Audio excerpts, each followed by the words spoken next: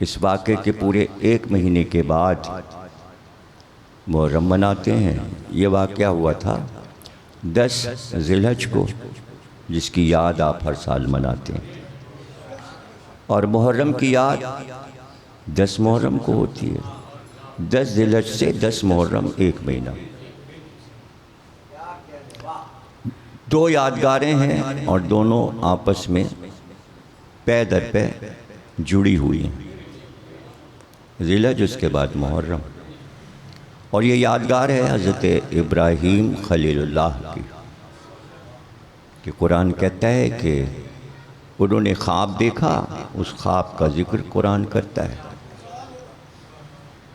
और वो ख्वाब हज़रत इब्राहीम देखने के बाद अपने उस बेटे से बयान करते हैं कि जो अभी जवान नहीं हुआ, कम सिन है और बहुत ही अरमानों के साथ मन्नत मुराद का बेटा है। और जब ये बेटा मिला है तो उसके साथ साथ हज़रत इब्राहीम को दूसरा बेटा भी, यानी जनाब इसहाक़ और जनाब इस्माइल, वो जनाब सारा के बेटे हैं, ये जनाब हाजरा के बेटे हैं। अब ये कितना अजीज़ तरीन बेटा है। और ख्वाब में ये देखा है कि बेटे को अल्लाह की राह में ज़िबा कर रहे हैं।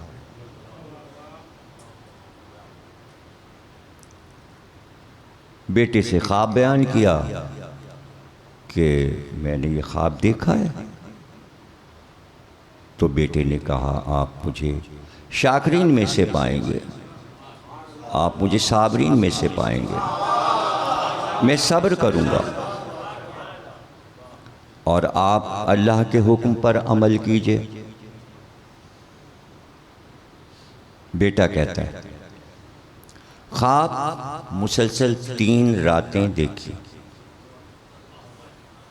3 रातें गुजरी हैं और ये ख्वाब हज़रत इस्माइल देख रहे हैं और बेटे को बता रहे हैं। और बेटा कह रहा है, आप अल्लाह के हुक्म पर अमल कीजिए।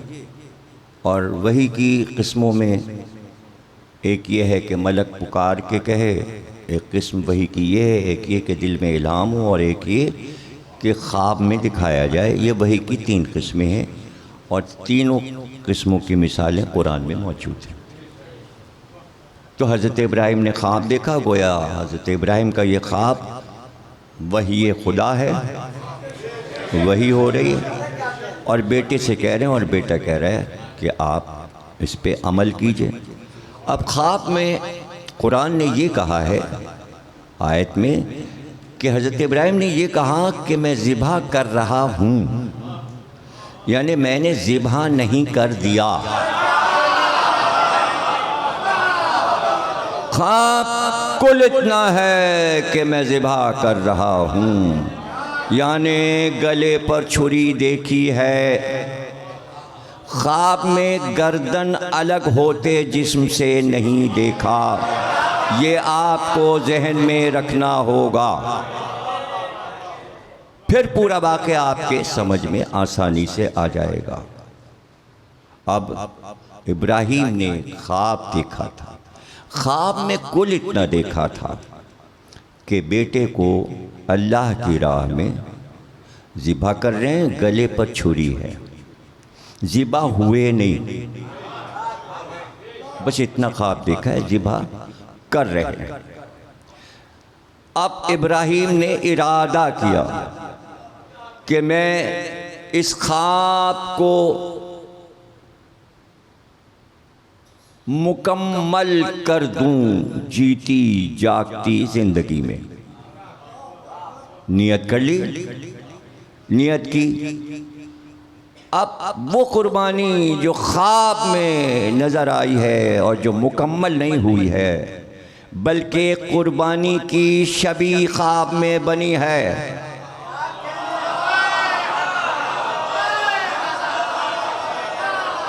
यानी गले पे छुरी रखी है, गोया के ज़िबा नहीं किया है, शबी बनी हुई है।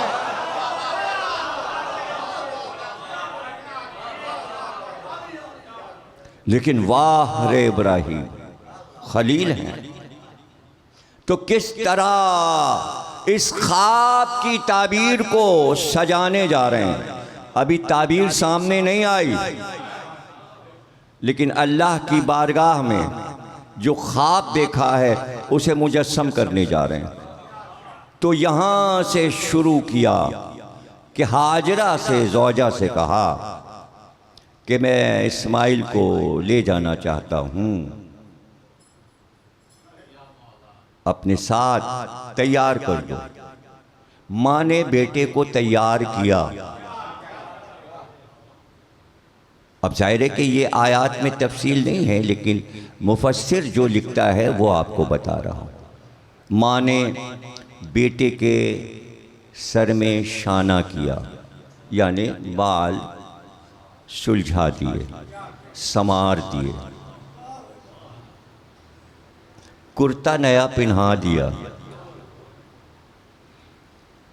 बेटे को सजा दिया, संवार दिया।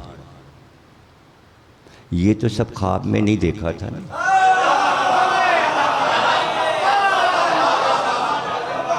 ये तो ख्वाब में नहीं देखा। ख्वाब में ये तो नहीं देखा था कि हाजरा से इजाज़त ले रहे हैं, मैं बेटे को ले जा रहा हूँ। अच्छा हाजरा, मुझे एक रस्सी भी दे दो, एक छुरी दे दो। ये छुरी क्या करेंगे और रस्सी क्या करेंगे? अगर शिकार किया तो रस्सी से उसे बांधूंगा, पेड़ में लटकाऊंगा, और छुरी भी उसी के लिए चाहिए। शिकार पे जा रहा हूँ, छुरी भी है, रस्सी भी है। चले, घर से चले। घर कहीं दूर नहीं है, वही काबा तो घर है, वही घर है, वहीं जनाबे हाजिर रहते हैं। इसीलिए उन्हें अहले बैत कहा गया। ये बैत है और ये अहले बैत है। बेटे को लेकर चले, घर से चले, यानी काबे से चले, काबे से चले। अब सफ़र कहाँ तक है? ये तो जब सफ़र तमाम होगा तो पता चलेगा कि सफ़र कितने दिन का है और कितने दिन में तय होगा। लेकिन ये सारा काम जो है वो 10 दिन का है। यकुम ज़िलहज से शुरू होगा और 10 ज़िलहज को इब्राहिम का काम तमाम होगा। अब आयत के मानी समझ में आए? एहसान का बदला ये है कि एहसान करो, लेकिन वो एहसान 10 गुना ज़्यादा हो। अब ज़िलहज का अशरा भी समझ में आ जाए तो मुहर्रम का अशरा भी समझ में आ जाए। वो इब्राहिम ने सजाया या हुसैन ने सजाया।